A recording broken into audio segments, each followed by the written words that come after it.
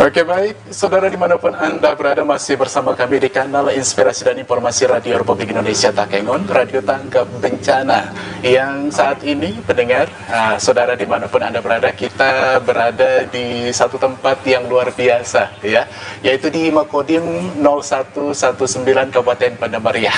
Luar biasa pendengar, dengan udara yang sejuk segar di pagi menjelang siang ini, dengan pemandangan yang luar biasa indah di bentangan hadapan kita. Kita sudah bersama dengan narasumber kita yang luar biasa pagi hari ini. Pendengar, saudara, kami kenalkan dulu ya. Untuk narasumber kita pertama adalah Letkol Infanteri Ahmad Fauji, yang merupakan Komandan Kodim 0119 Banda Mariah. Kita sapa. Assalamualaikum, selamat pagi dan Waalaikumsalam warahmatullahi wabarakatuh. Sehat dan ya? Alhamdulillah bang, sehat ya. Oke, baik, bersama beliau juga ada Kapten Infanteri Abdul Aziz PJS Pasipes Banda Mariah. Betul Pak? Betul Pak. Selamat pagi, Assalamualaikum. Waalaikumsalam. Sehat ya? Alhamdulillah. Alhamdulillah. Oke, baik saudara, adapun tema kita pagi hari ini adalah penerimaan para jurid TNI Angkatan Darat gratis, dalam kurung tidak dipungut bayaran sama sekali. Oke, langsung saja kita bersama dengan Dandim 0119 Banda Mariah ya. Langsung saja ya, Bang ya. Oke, baik, pertanyaan yang pertama adalah sebenarnya apa yang melatar belakangi untuk program penerimaan prajurit TNI AD ini gratis tanpa dipungut bayaran? Terima kasih bang. Jadi izin saya menyampaikan bang, memang untuk pendaftaran calon prajurit Tamtama gelombang 1 ini tahun anggaran 2025 ya, disampaikan dari pimpinan kita dari komando atas bang, baik dari Mabesat, Cipersat mau sampai dengan Korem, bahwa penyelenggaraan ini dibuka tanggal 23 Desember kemarin, ya, nanti sampai dengan tutupnya di tanggal 30 Januari. Ya, bulan depan ya. Bulan depan. Masih bulan ini ya? Masih bulan ini. 30 Januari. Dan mohon maaf bang, ada tambahan juga. Akan ada penambahan mungkin sampai dengan tanggal 3 Februari. Tanggal 3 Februari. Ya. Iya. Jadi, masih ada sebulan lagi ke depan ya. Dasar itulah yang untuk kami selaku pihak aparat kewilayahan bang, baik Kodim maupun Koramil, bahwa kami diperintahkan untuk secara terbuka, secara secara masif gitulah bang ya, untuk mensosialisasikan kepada generasi muda di daerah Banda Mariah gitu. Untuk apabila niat masuk tentara, kami membuka lebar untuk itu. Peluang itu terbuka lebar. Terbuka lebar bang, ya. Iya. Dan saya yakin ini kesempatan yang bagus, karena memang kebijakan tahun ini menurut saya agak lebih ini bang, lebih jelas. Contoh misal, sekarang tidak mengenal zonasi gitu, seperti yang dulu. Sekarang itu terbuka, jadi kesempatan ini akan lebih terbuka. Itu kebijakan dari pimpinan dihadapkan dengan pembentukan satuan-satuan TNI AD ke depan nanti yang bertambah makin banyak, itu menjadi mungkin prospek bahwa perekrutan untuk personel baru ini terbuka lebar. Iya, oke. Ya. Baik, kita ke Pak Aziz ya. Bang Aziz, ini kan kalau kita melihat kebijakan ini kan luar biasa nih. Ya, artinya TNI Angkatan Darat begitu membuka luas peluang ini seluas-luasnya begitu. Kalau Bang Aziz menilainya seperti apa nih, melihat ke regulasi atau kebijakan ini? Kebijakan ini bagi saya sangat menguntungkan bagi masyarakat, karena dengan sosialisasi dari para provinsi ini kan istilahnya masyarakat mungkin masyarakat yang di pelosok-pelosok pun bisa mengetahui bahwa saat ini sedang ada rekrutmen. Iya, betul. Dan di masyarakat tahu bahwa ternyata penerimaan TNI itu tidak ada Iya. Tidak dipungut biaya. Betul. Kemudian persyaratannya pun mungkin juga agak tahun ini mungkin kebijakan pimpinan sangat sangat bijaksana, karena tahun-tahun sebelumnya itu seperti disampaikan tadi oleh Pak Dandim bahwa sebelumnya itu kita pakai zona. Kalau sekarang tidak. Kemudian tinggi badan pun kalau tahun-tahun sebelumnya itu 163, untuk tahun ini tuh menjadi 160. 160. Ya, jadi digenapkan ya. Istilahnya lebih dikurangi ukuran karena standar. Karena masyarakat kita di sini memang betul-betul banyak yang tingginya cuma sampai 161, 160 gitu. Iya. Serba tanggung gitu. Serba tanggung. Makanya ini betul-betul bagi saya adalah suatu kesempatan untuk masyarakat di wilayah kita ini. Kemudian di Bang Ajis disebutkan ini ada istilahnya garis bawah gitu ya, gratis tanpa dipungut bayaran. Sepertinya sebelumnya apakah ini belum terlaksana di program-program sebelumnya nih? Sebenarnya sudah terlaksana. Terlaksana. Hanya kita ini menghindari jangan sampai para calon ini terbuai sama rayuan-rayuan calo yang tidak bertanggung jawab, menyanyikan bahwa saya bisa meluluskan. Padahal sebenarnya yang bisa meluluskan itu adalah diri kita sendiri. Nggak bisa. Dan memang sudah lama sejak dibentuk rekrutmen ini tidak selalu kita gaungkan tidak dipungut biaya. Nah itu makanya mungkin sekarang ini kita pertegas lagi bahwa betul-betul tidak dipungut biaya. Gitu. Dan ini sudah terbukti ya. Sudah terbukti. Baik, kita ke Bang Damrin lagi nih. Sebenarnya kalau mekanisme pendaftaran untuk seleksi calon anggota TNI ini apa saja nih? Mekanismenya mekanisme itu berarti tahun ini bisa secara online maupun secara offline langsung bisa, Bang.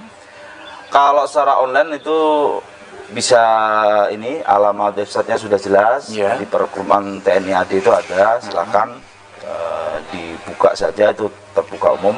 Kemudian secara langsung offline tuh kalau dari peserta ini mau mendaftar langsung bisa di Ajen Rem Orem maupun Ajen Dam.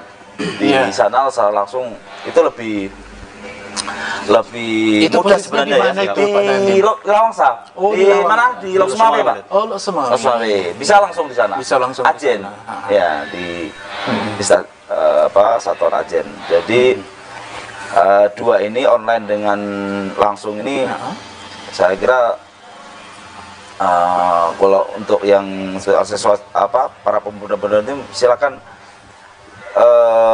lebih, kalau nggak mau repot ya di online itu aja, Bang. Itu sudah lengkap di situ. Di situ bisa dibuka, ada persyaratan secara umumnya, khususnya apa yang tadi sampaikan Pak Sipes juga itu ada, misalkan 160 jadi 160. Terus usia pendaftaran minimal sekarang ini 17 tahun 9 bulan situ, tertulis juga situ. Maksimal 22 tahun. Terus apa saja yang harus disiapkan itu, kalau secara persyaratan itu banyak banget, tapi mungkin bisa kita sampaikan secara ini saja, secara garis besarnya mungkin. Kalau untuk pemuda-pemuda kita di sini yang berkeinginan untuk masuk jadi tentara, menurut pandangan kami ini adalah siapkan saja secara fisik dan kesehatan. Itu paling utama itu, Bang. Fisik dan kesehatan dulu. Fisik dan kesehatan ya. Itu yang harus lebih fokus. Betul. Karena memang kalau fisik ini kan terutama misalkan lari, terus mungkin nanti ada yang seperti pull up maupun sit up, itu ada teorinya, Bang. Dan itulah yang teori-teori itu, maksudnya teknis-teknis harus bagaimana yang nanti bisa dinilai, mana yang nggak bisa dinilai itu bisa dipelajari, Bang. Betul. Makanya nanti kami di Kodim ini juga dengan Koramil akan siap membantu, Bang. Pemuda-pemuda yang mau daftar siap membantu, siap konsultasi, siap membimbing. Karena memang secara perintah juga dari pimpinan jelas, Bang, kami akan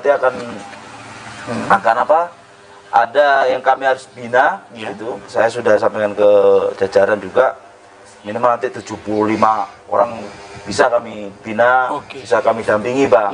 Yang tadi saya bilang tadi, teknis-teknis tadi loh, Bang.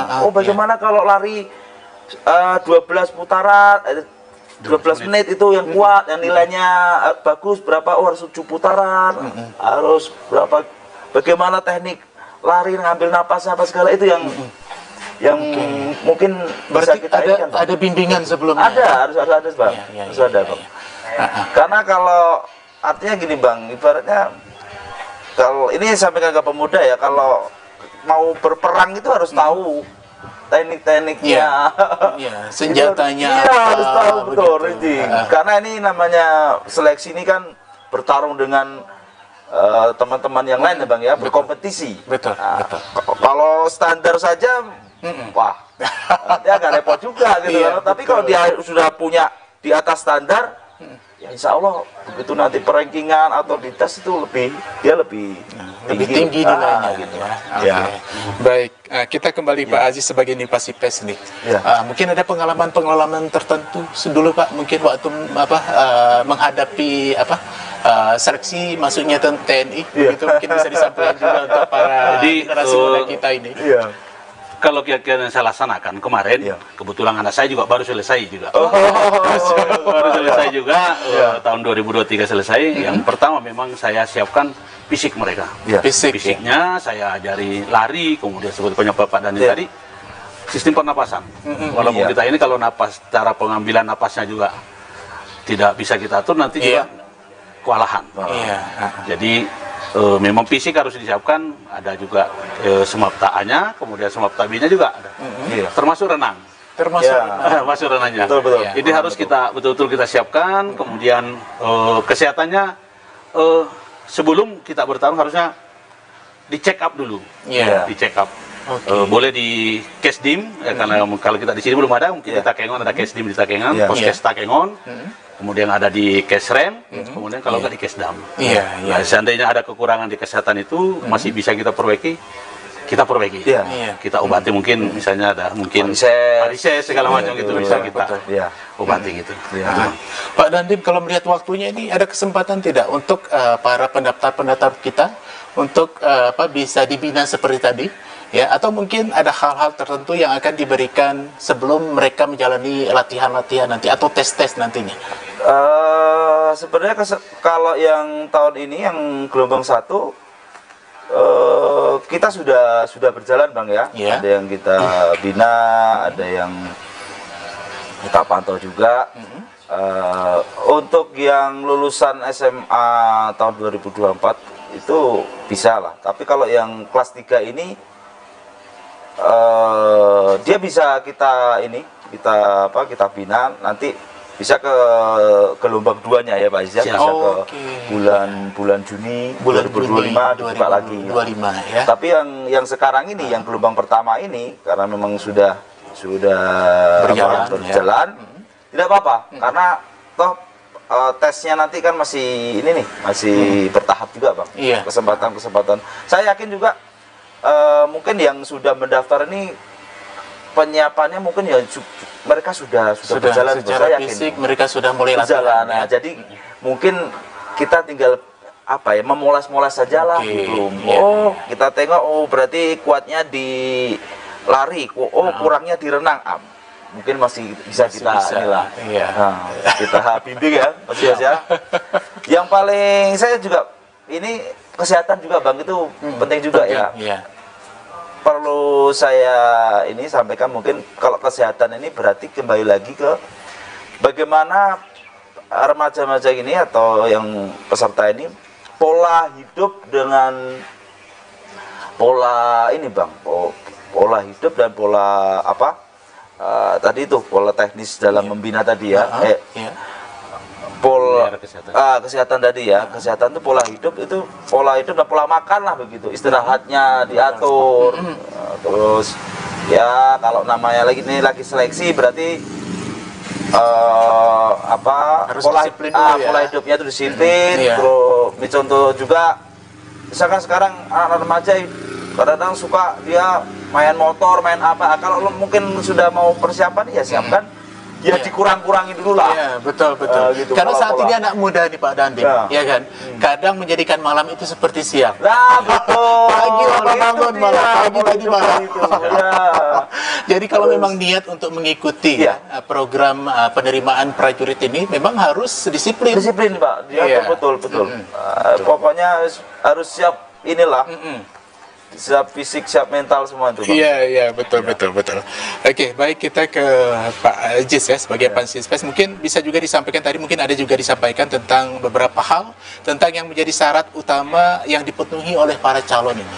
Mungkin secara umum bisa disampaikan. Selain sehat tadi mungkin, persyaratan umum itu tadi seperti saya sampaikan tadi, Bang. Tingginya sekarang ini diturunkan menjadi 160. Kemudian fisiknya dijaga, kemudian yang paling utama itu persyaratan umumnya yang karena belum ada secara terperincinya itu ada di dalam persyaratan rekrutmen, ada di situ, sudah dijelaskan di situ.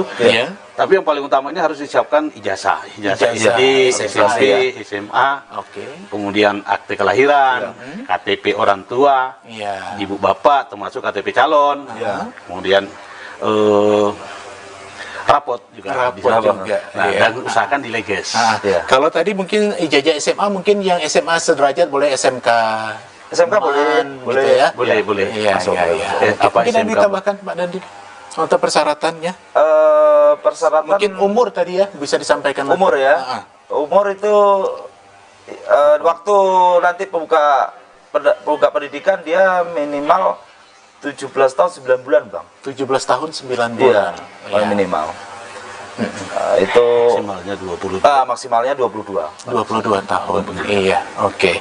Baik, kemudian untuk pertanyaan selanjutnya nih ada ini tidak? Kita kan disebutkan tadi ya bahwa ini gratis ya, free untuk warga dataran Tanoh Gayo. Kemudian untuk memastikan apakah seleksi ini berjalan secara transparan, tidak dipungut bayarannya itu seperti apa nanti? Kalau itu gini, Bang, saya melihat bahwa rekrutmen sekarang ini kan sudah terbuka secara online, bisa diakses secara terbuka gitu ya. Itu menjadi ini sih poin-poin penting bahwa dalam perekrutan ini tidak ada yang main belakang atau satu tertutup, enggak.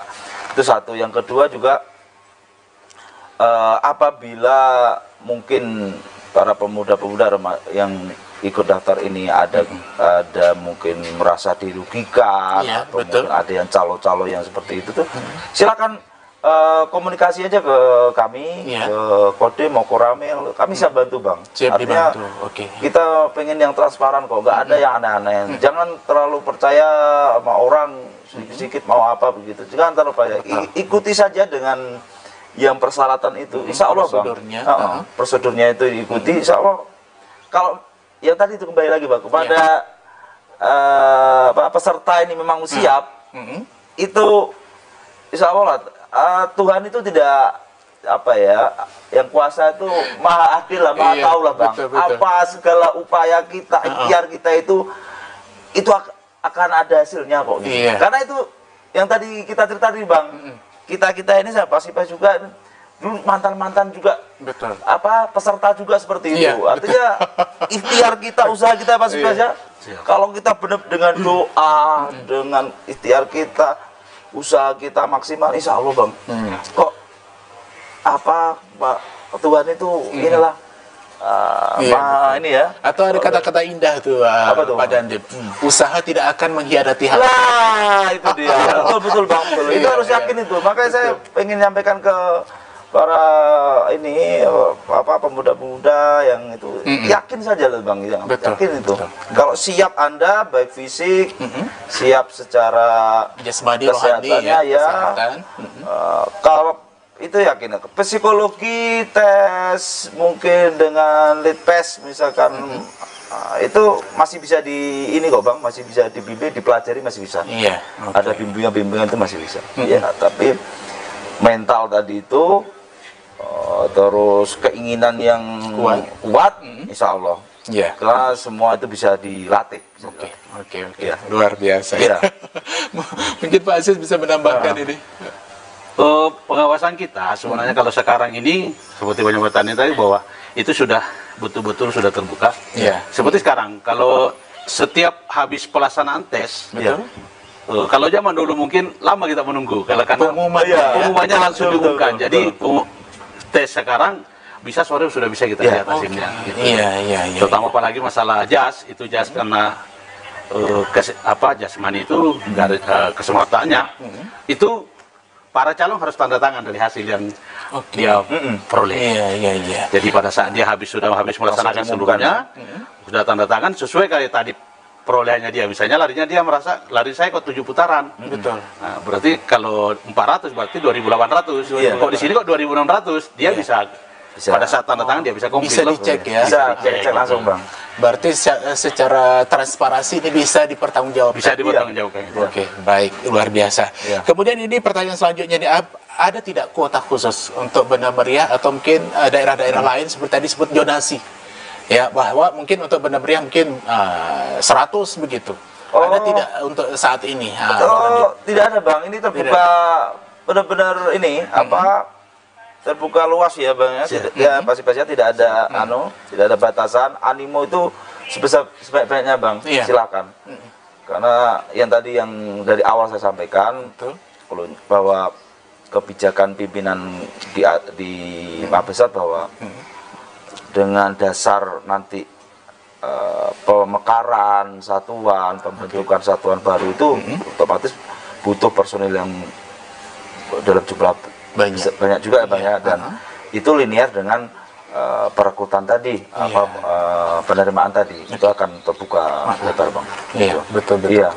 Mungkin untuk motivasi ya untuk generasi muda dataran tinggi Tanah Gayo untuk menjadi tentara, mungkin sebagian kita mungkin melihat ya, kalau di anak-anak kita yang di SD, SMP, kalau kita tanya cita-citanya, mungkin sebagian besar tuh tentara atau polisi begitu ya. Mungkin dari Pak tentara kita ini yang kita banggakan ini Pak Aziz, mungkin bisa disampaikan apa sih keuntungan menjadi seorang tentara? Iya. Keuntungannya sebenarnya menjadi tentara yang pertama kita bisa mengetahui bahwa seluruh wilayah Indonesia ini dengan mungkin kita ditempatkan di mana saja. Kita kan mungkin kalau selama ini kita taunya cuma Banda Meriah, orang gitu. Karena mungkin yang jadi tentara seperti saya. Iya. Saya jauh sekali, saya orang Makassar, bisa tahu aja. Sulawesi Selatan. Akhirnya karena masuk tentara, saya bisa tahu, Banda Meriah kayak gini, Iya. Seperti itu. Jadi Dingin luar biasa. Dingin luar biasa. Jadi dengan kita mungkin jadi tentara, kita bisa tahu Indonesia ini betapa luasnya Indonesia, dan bisa tahu di mana-mana kan gitu. Betul. Banyak dikunjungi, banyak dilihat. Iya, banyak dilihat, banyak pengalaman gitu. Iya, betul. Perlu saya nambahkan Boleh, silakan. Mungkin motivasi jadi tentara itu, saya kok flashback juga dulu saya waktu mendaftar juga gitu, itu punya keinginan bahwa kalau jadi tentara itu, Bang, yang jadi ini saya adalah selain kebanggaan bahwa kita sebagai pemuda itu sudah tidak membebani orang tua gitu. Itu yang paling ini saya tuh. Karena mohon maaf, Bang ya, ini curhat sedikit nggak apa-apa. Boleh. Curhatnya maksudnya kami ini juga sama sebenarnya, Bang, dari keluarga yang biasa saja. Apalagi saya juga dari kampung juga sama. Artinya dengan mungkin dulu kehidupan remaja kalau saya yang di kampung itu yang biasa gitu, merasa kalau nanti ke depannya saya harus melanjutkan ke jenjang mungkin ke universitas, ke mana itu yang artinya butuh biaya lagi nah itu yang jadi saya kalau bisa yang tidak membebani orang tua yang ini itu, makanya jadi begitu daftar tentara artinya saya selain bangga saya bisa survive, bisa mandiri gitu. Iya, betul. Gitu. Nah, ini cocok lagi untuk ya remaja-remaja itu kan, Bang, sebagai mohon maaf nih, sebagai laki-laki harus punya ini dong, punya komitmen. Kita kalau laki-laki harus nanti kedepannya jadi kepala keluarga ya kan gitu, punya masa depan yang kita selaku laki-laki ini kan penopang hidup lah ya kita ini kan. Tanggung jawabnya besar lah itu tadi. Jadi kita harus punya cita-cita yang inilah, yang tinggi gitu Bang. Iya, betul. Mantap lah gitu. Jadi tentara harus begitu. Dan istilahnya kalau saya pribadi di luar mungkin jadi tentara tuh keren ya. Bajunya luar biasa begitu kan. Kemudian pola hidupnya, latihan terus. Kemudian komitmennya untuk negara begitu. Siap dikirimkan kemanapun begitu kan. Ke daerah konflik. Iya, betul Bang. Oke, baik untuk Bang Ajis lagi mungkin. Suka dukanya menjadi seorang tentara. Harus banyak sukanya dong. Kalau sukanya seperti sampaikan tadi Bang, mungkin kita bisa mengetahui seluruh Indonesia ini kan sukanya itu gitu ya. Sukanya. Kalau dukanya sih saya rasa tinggal perorangan Bang. Perorangan aja. Tapi banyak sukanya ya Bang. Banyak sukanya. Terus banyak sukanya. Saya terang enak. Saya seperti saya ya sukanya ya di mana-mana saya kemana-mana banyak saudara. Betul. Banyak kemana-mana saya banyak saudara. Karena mesti kita dimanapun kita berada kan harusnya baru bergaul dengan akhirnya banyak saudara. Kalau bukan seperti sama tadi tergantung perorangannya aja. Karena selama saya berdinas saya rasa saya di mana saja yang ada suka saya. Betul. Mungkin begini Pak Ajis, kalau kita lihat medsos saat ini ya, kita melihat bagaimana tentara-tentara ini dikirim ke tempat-tempat tertentu yang mungkin daerah konflik begitu, meninggalkan anak istri dalam waktu yang lama. Ketika mereka melihat perpisahan ketika itu di bandara atau mungkin di pelabuhan begitu, sementara suaminya akan naik kapal, sementara mungkin istrinya lagi mengandung begitu. Ini dirasakan tidak hal-hal seperti itu? Kalau saya Bang, dulu saya juga istilahnya setiap penugasan seperti itu, saya istri nggak boleh ngantar Bang. Nggak boleh ngantar. Saya bilang tunggu di rumah saja. Sama waktu kembali pun juga saya sampaikan nggak usah dijemput. Nggak usah dijemput. Saya jemput. Karena nanti ya kita pun yang mungkin pada saat diantar kita melihat yang lain nangis atau segala macam kan kita juga kasihan. Betul. Kesapa pulang pun juga keselamatannya kan kita masih berpikir. Tapi kalau udah perpisahan di rumah saja. Nggak usah diantar ya. Nggak usah diantar Bang. Atau mungkin Pak Dandim punya pengalaman tertentu terkait suka duka menjadi seorang tentara, apalagi mungkin seperti saat ini ya, dikirim jauh dari kampung halaman. Gitu. Mungkin saya lebih ini Bang ya, karena ini rekrutmen ini kan untuk yang para pemuda-pemuda ya, artinya saya memotivasi itu bahwa jadi tentara itu kalau dalam tanda kutip suka itu mungkin ini Bang, saya lebih ini bahwa begitu dari orang sipil gitu terus masuk jadi tentara itu yang mungkin secara tidak langsung dirasai oleh nantinya ini kalau sudah jadi ini adalah rasa kita jadi tentara itu bahwa ini juga dialami oleh semua ini ya Bang ya, semua mungkin dari mau dari tahap pertama bintara sama aja bahwa kita punya kewibawaan begitu ya. Terus kita kalau di lapangan itu contoh kecil gini Bang, dulu belum jadi apa-apa pasti ya nggak biasa aja, tapi begitu jadi tentara saja atau mungkin nanti dengan memakai loreng dia sudah ketemu di mana, di terminal di mana itu pasti Pak, langsung dipanggil Pak gitu. Artinya itu kan wibawa atau status kita sudah status sosial naik ya. Betul, itulah satu contoh kecil yang sukanya atau yang harus jadi motivasi remaja seperti itu. Jadi jadi aparatur itu insya Allah lah ya kebanggaan buat kita, juga kebanggaan yang paling pasti kebanggaan keluarga, orang tua Bang ya. Nggak ada yang namanya orang tua itu begitu lihat pulang lihat anaknya pakai baju dinas gitu itu sudah itu yang harus ini Bang ya. Saya tekankan ke para pemuda-pemuda itu jadi motivasi lah gitu, jadi kebanggaan itu karena orang tua itu bagaimanapun jerih payah itu dalam hati ini pasti orang tua pengen yang kalau bisa udah lihat anak sudah apa ya, sudah jadi mapan, orang, sudah berhasil, mapan, sukses begitu iya ya. itu Bang, itu amal ibadah kita selaku anak itu udah paling, menurut saya paling tinggi lah tuh. Iya, tidak bisa tergantikan materi Bang. Betul, Ya, nggak bisa bikin itu. bangga orang tua. Betul itu Bang yang paling ini ya. Oke, baik, kita kembali ke formasi penerimaan Iya. ini. Apakah ada untuk jenis tertentu nih, misalnya prestasi olahraga, meskipun prestasi di sekolah ini juga menjadi prioritas untuk penerimaan TNI AD ini? Iya jelas Bang, itu memang sudah apa ya, sudah prosedur ya.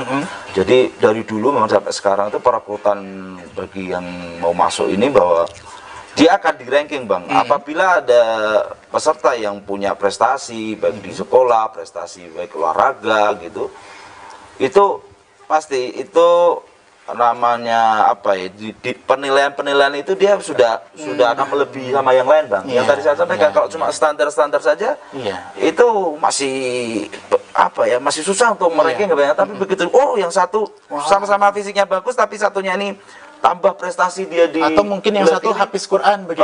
Boleh juga. Ada Bang, ada. Iya. Boleh lah. Mungkin prestasi kalau di jasa pesantren dia punya ini Bang ya. Punya nilai yang lebih dia bela diri atau apa, silakan itu. Itu menjadi ini juga Bang. Penilaian tersendiri. Saya yakin akan beda kok. Oke, baik, selama ini nih secara sosialisasi, apakah sudah menyentuh seluruh masyarakat nih Pak Ajis? Artinya masyarakat yang daerah terpencil, apa mereka juga tahu tentang program pemerintah untuk penerimaan anggota TNI AD ini? Ini Bang, seharusnya sudah sampai karena seluruh Babinsa kita sudah semua, karena setiap desa sampai ke pulau sudah turun ya. Sudah turun semua.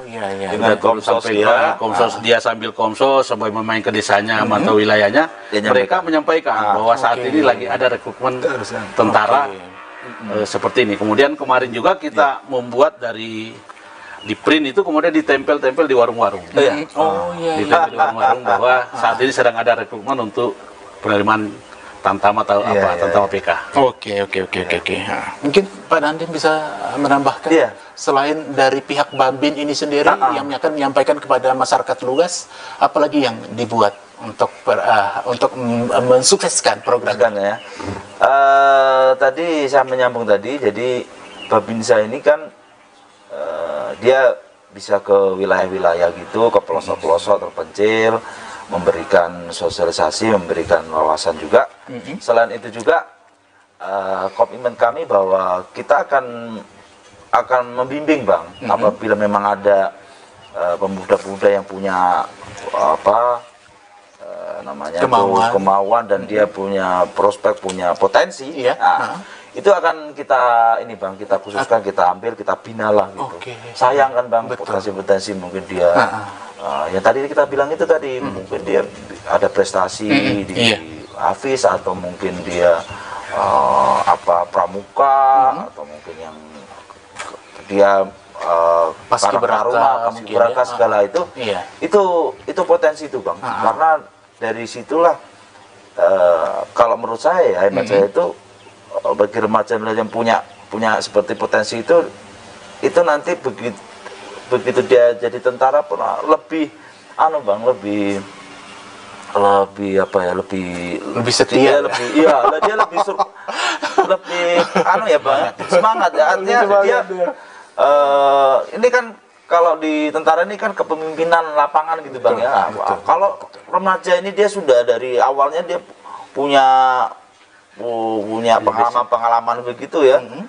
Dia pernah ketua dari organisasi OSIS lah, atau pramuka, terus dia mungkin mahir di bidang mungkin olahraga atau mungkin pertanian. Ini sekarang terbuka juga Bang. Ini ngomong-ngomong pertanian juga jadi ingat ya, kalau sekarang ada batalan yang mungkin nanti akan dikhususkan di pertanian, betul sekali. Seperti program 1 juta hektar tanaman kopi, tanaman jagung ya. Itu akan itu Bang, pengalaman potensi-potensi itu yang dia suka, yang pertanian begitu dia masuk tentara bisa ini kan ke atau mungkin tugas-tugasnya dia. sarjana pertanian, apakah kesempatan mereka juga untuk bisa? Kalau Kalau kira-kira umur mereka masih memungkinkan? sarjana mungkin nanti di ini Bang ya, ada namanya pendaftaran SEPA-PK ada. Iya, iya. Tapi kalau yang ini kita khusus di ini kan secata itu mungkin lulusan yang ini Bang, SMA sederajat itu aja. SMA sederajat. Oke. Ini menarik nih kalau kita cerita pertanian, karena wilayah kita ini kan hampir sebagian besar itu wilayah perkebunan dan pertanian. Iya, betul Bang, betul. Ini menarik, dan beberapa tahun kebelakang ini senantiasa tentara dihubungkan dengan pertanian. Iya. Ya dimanapun itu, baik misalnya tanam perdana, padi di sawah begitu. Jadi kalau Pak Dandi melihat ini sebenarnya tujuannya untuk apa ini? Ini kebijakan ini Bang ya, kebijakan pimpinan juga, apalagi mungkin dengan kebijakan sekarang presiden kita itu kan dengan ketahanan pangan ini kan artinya ketahanan pangan yang kedepannya kemandirian negara, atau mungkin kalau dari khususnya kita ini ya kepada wilayah lah Bang ya. Jadi sumber daya alam bisa diolah oleh kita sendiri, oleh masyarakat sendiri dengan potensi segala dari sumber daya alam ini bisa nanti ujungnya untuk kemakmuran juga. Selain kemakmuran juga, kalau dari segi militer juga ketahanan pangan ini mungkin ada namanya pertahanan wilayah darat, itu lebih ke ini Bang ya, ke strategisnya militer ya Bang ya. Tapi kita mungkin kita ke ini dulu Bang, ke mana secara ini aja di khusus secara di wilayah itu artinya ketahanan pangan yang ada di misalkan di Bener Meriah ini ya, potensi-potensi itu bisa diangkat dan ujung-ujungnya nanti untuk kemakmuran masyarakat juga. Membuka lapangan pekerjaan seluas-luas ya. Iya, betul. Jadi jangan image-nya sekarang kan, wah kalau nggak pegawai negeri nggak kan begitu. Nggak hidup. Padahal sebenarnya jadi petani, jadi bisnis kopi apa itu kan lebih penghasilnya lebih besar. Gitu. Ya. Tapi ini sama kok itu ya. Betul sekali. Malah kita ingat kemarin ada sempat arahan dari Pak Presiden Prabowo ya. Jadi bagaimana kita bisa meningkatkan suasembada pangan ke depannya sama seperti tahun 1980-an, 1990-an, masa-masa Presiden Soeharto.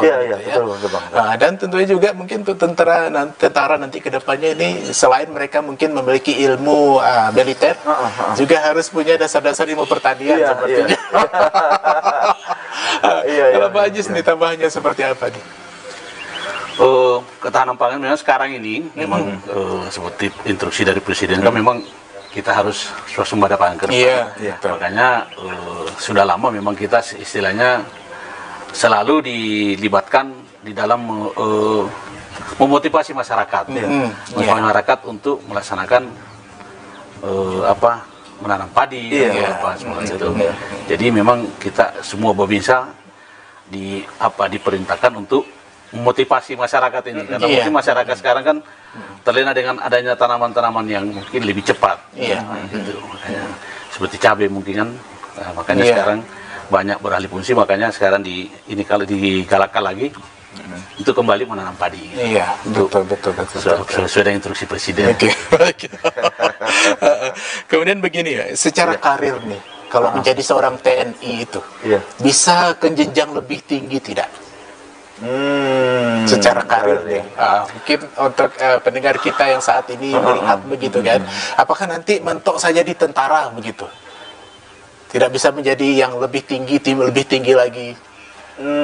Jadi mungkin ini Bang, kalau yang ini ya, khususnya kita bahas yang di ini Tamtama ini ya, karena memang untuk briefing calon Tamtama ini berarti jenjang karir memang kalau di tentara sudah teratur Bang ya.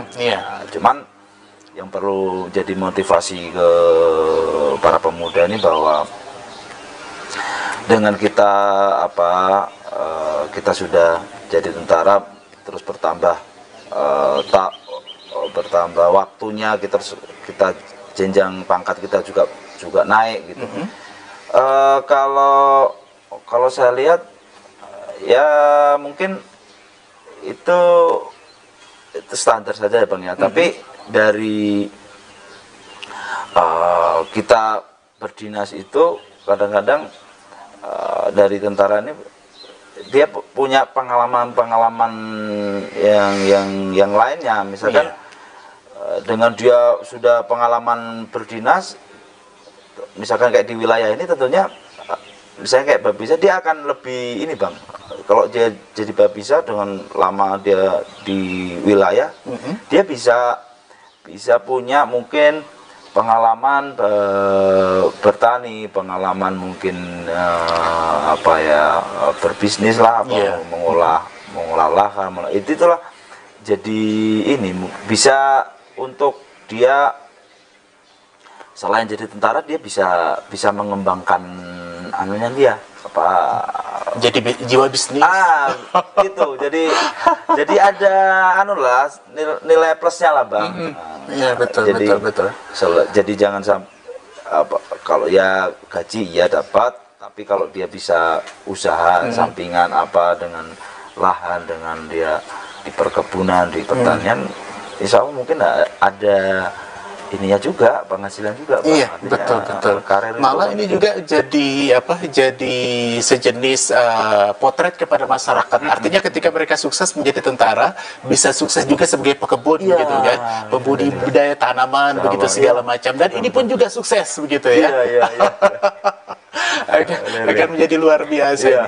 Ya, Pak Ajis ada pengalaman nggak? Ini selain jadi tentara mungkin ada tanam kopi juga atau tanam durian juga nih di mana?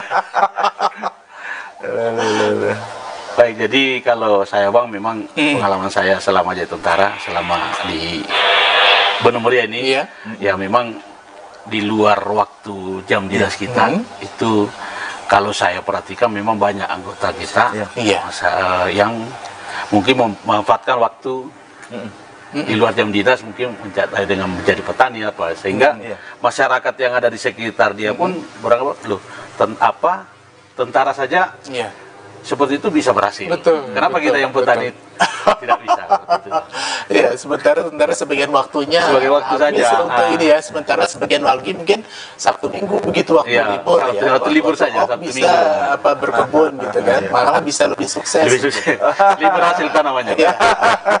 Pak Dadim sudah coba tuh berkebun atau ada sedang mencoba dan ini menimba ilmu dengan segar ya. Iya. Harus banyak ini Bang, banyak praktek. Berkebun itu mau nanam kopi atau nanam apokat, nanam itu Bang, sayur-sayur itu memang harus ini Bang. Ya karena kalau kita lihat potensinya di sini banyak. Iya. Subur Bang. Subur itu kan. Ya, dan tanah-tanah tidur mungkin masih banyak di sini ya. Betul Bang, betul. Itu harus belajar Bang. Oke, baik, terkait dengan penerimaan prajurit TNI AD gratis ini Pak, ada himbauan nggak untuk masyarakat? Artinya ketika mereka menemukan kasus ini nanti di lapangan, ada calo seperti itu, atau mungkin ada hal-hal yang dijanjikan oleh oknum-oknum tertentu nih, apa yang harus mereka lakukan? Ya kalau saya istilahnya jangan ragu-ragu lah Bang, jangan ragu-ragu buat para ini calon-calon yang mau mendaftar, jangan ragu-ragu karena sekarang sistemnya sudah terbuka Bang, transparan, terus kita juga selaku aparatur itu juga di Kewalahan ini siap membantu Bang, siap membantu. Ada kendala atau mungkin ada yang perlu disiapkan, direncanakan, di planning gitu, siap kami membantu lah. Gitu. Jadi tidak usah ragu-ragu dan jangan terlalu pesimis gitu. Betul. Saya kalau dijanjikan orang jangan terlalu percayalah itu. Percaya dengan diri sendiri, insya Allah. Kemampuan diri sendiri, usaha diri sendiri, itu akan memetik hasilnya kok Bang.